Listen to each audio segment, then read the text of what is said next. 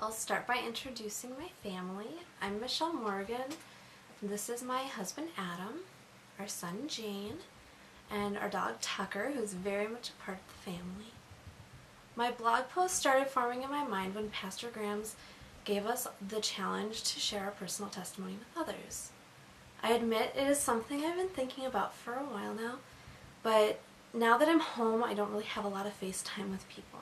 So I shared on my blog, and it had a huge number of readers and responses, which led to the creation of this video.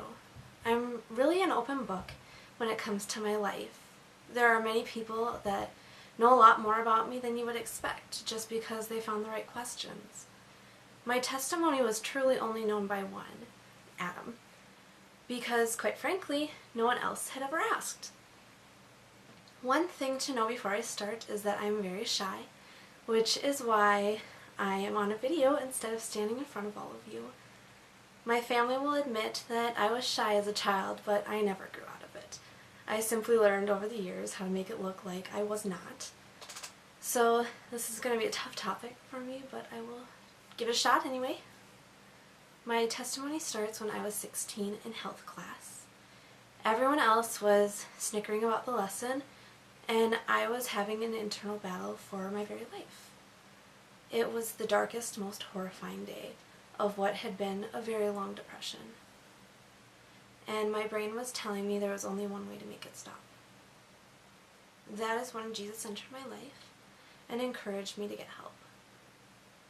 I wrote a letter for the counselor because I knew there was no way I was going to be able to speak the words. My table buddy, who was sitting next to me, he asked if it was for real, and I nodded. He said, "I thought you were just really quiet." So there's a quick life lesson for you. If somebody's particularly quiet, they might actually just be preoccupied with their mind. I was able to get help. I even made the choice to go off the pills they gave me because they said I could not be happy without them. I knew that with Christ's help, I could. As it turns out, it was a good thing, because in recent years I read that the drug they had given me actually causes depression in teenagers. Clearly, I made the right choice. I began the road upward. I started learning how to be a different person, a stronger person, and it set in motion the chain of events that led me to Adam just a few months later. Adam quickly became my best friend and has always been someone I could confide in, even before we started dating. I knew that my life would not be the same without him.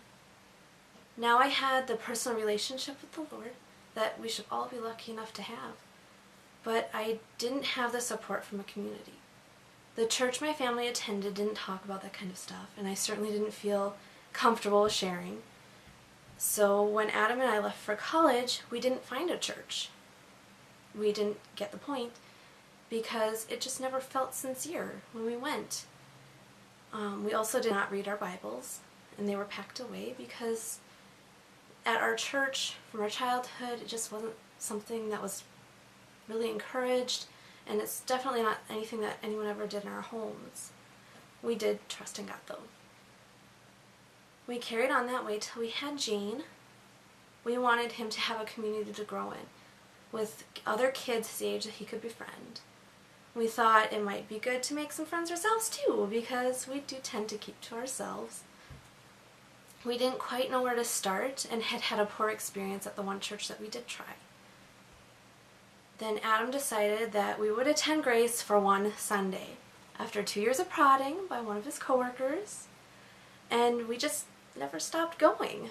We started attending in April, and our family has become so much better since. We have had the chance to grow more in our faith and our understanding of the Bible.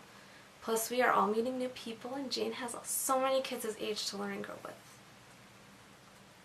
We can see the way that Christ has led us through our lives, and it is quite amazing.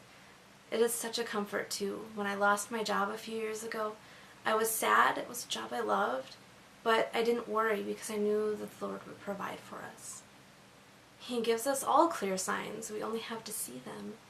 Like when Adam asked if we were ready for me to stay home, and then the brakes in the car went out. And if you don't have a car to drive, you certainly can't go to work. And so that was pretty clear. And when it wasn't time for me to stop a year earlier, the car was running basically on spirit power so I could get to work. We brought it into the mechanic because it was acting up, and the mechanic could not even figure out how the car had turned on for us to get it there. The best part for me is that I have not had a single issue with my depression since we started taking a more active role in our spiritual lives. I've come a long way since the doctor answered the phone in his office and asked if there was any hope, and then turned to me and said, "That was your psych test result on the phone." I was told that it's just the way my brain is wired, and it would never truly go away, just hibernate occasionally. It hasn't always been an easy path, but I'm so very happy that the Lord has guided me along it. I wouldn't change a thing about the path that I've taken. It hasn't always been good, but it has made me the person that I am today. And I just can't wait to see what lies on the road ahead.